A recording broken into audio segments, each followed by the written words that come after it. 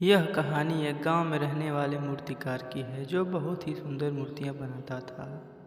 और इस काम से वो अपना जीवन यापन कर पाने के लायक कमाता था।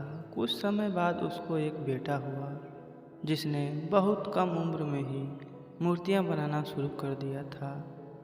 और उसकी मूर्तियां भी बहुत सुंदर दिखती थी। मूर्तिकार अपने बेटे की सफलता से काफ़ी खुश था। फिर भी वह अपने बेटे की प्रत्येक मूर्ति में कुछ न कुछ कमियां जरूर निकालता और बेटे को उनके बारे में बताता। वह बेटे से कहता, तुमने अच्छा काम किया है, लेकिन अगली बार इस कमी को भी दूर करने की कोशिश करो। बेटा भी अपने पिता की बात मान लिया करता। उसने अपने पिता की सलाह के बाद अपनी हर मूर्तियों में सुधार करना जारी रखा। नतीजन बेटे की मूर्तियां दिन प्रतिदिन पिता की मूर्तियों से बेहतर होती गई। और एक समय ऐसा भी आया जब लोग बेटे की मूर्तियों को पिता की मूर्तियों की तुलना में ऊंचे दामों पर खरीदने लगे, जबकि पिता की मूर्तियां पहले की तरह ही बिकती रहीं।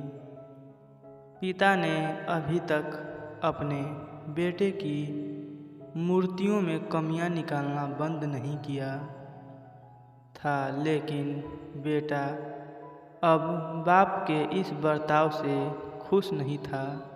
फिर भी वह बिना दिमाग लगाए उन कमियों को स्वीकार कर लेता था और पिता के सुझावों के अनुसार अपनी मूर्तियों में सुधार करता रहा। आखिरकार एक दिन ऐसा आया जब उसके पिता ने उसकी बनाई मूर्तियों में कमियां निकालनी चाहिए, तो बेटे का धैर्य जवाब दे गया। बेटे ने कहा, पिताजी, अगर आप इतने श्रेष्ठ मूर्तिकार होते तो आपकी मूर्तियां मेरी मूर्तियों से कम कीमत पर नहीं बिकती। मुझे नहीं लगता कि मुझे अब आपकी सलाह की आवश्यकता है। मेरी मूर्तियां परफेक्ट हैं। बाप ने यह सुनकर अपने बेटे को सलाह देना बंद कर दिया। कुछ महीने बीत गए। बेटा खुश था, लेकिन फिर उसे एहसास हुआ कि उसकी मूर्तियों की अब उतनी तारीफ नहीं की जाती जितनी पहले की जाती थी। और अब उसकी मूर्तियों की कीमतें भी बढ़ना बंद हो गई हैं। पहले तो उसे कुछ समझ नहीं आया, लेकिन फिर वह अपने पिता के पास गया और उसने मदद करने को कहा। पिता ने बड़े शांति से बेटे की बात सुनी, जैसे उन्हें पहले से ही पता था कि ऐसा दिन आएगा। बाप का चेहरा पढ़ बेटे ने भी यह महसूस किया और पूछा, क्या आप पहले से जानते थे कि ऐसा कुछ होने वाला था? पिता ने उत्तर दिया, हाँ, मैं कभी इन परिस्थितियों से गुजर चुका हूँ। बेटे ने कहा, फिर आपको मुझे ये तभी बता देना चाहिए था। पिता ने उत्तर दिया, शायद तब तुम मेरी बात समझ नहीं पाते।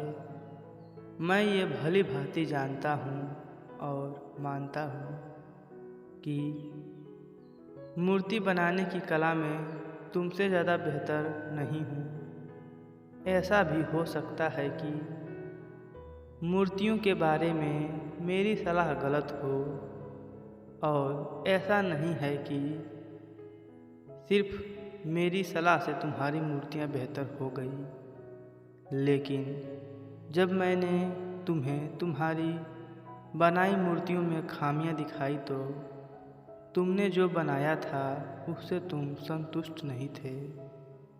फिर तुम्ही ने खुद को बेहतर बनाने की कोशिश की और उस प्रयास ने तुम्हारी मूर्तियों को बेहतर बनाया और परिणाम स्वरूप तुम सफल हुए।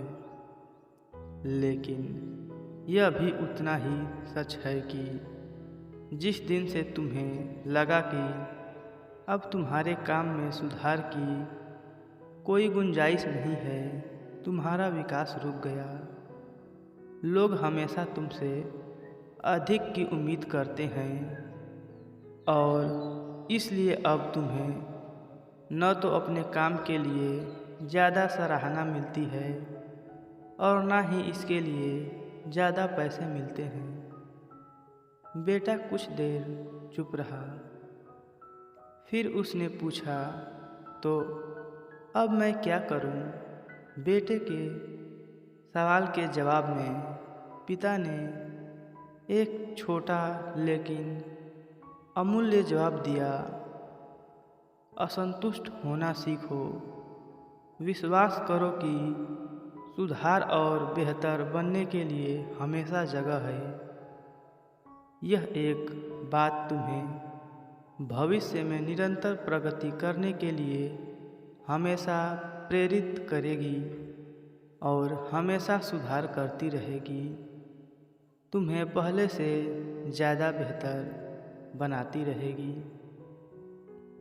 मोटिवेशनल कहानी की सीख: बिना क्रोध या दुख के आलोचना को गंभीरता से लें, इसे अपने आप को सुधारने के लिए उपयोग करें और इसका स्वागत करें।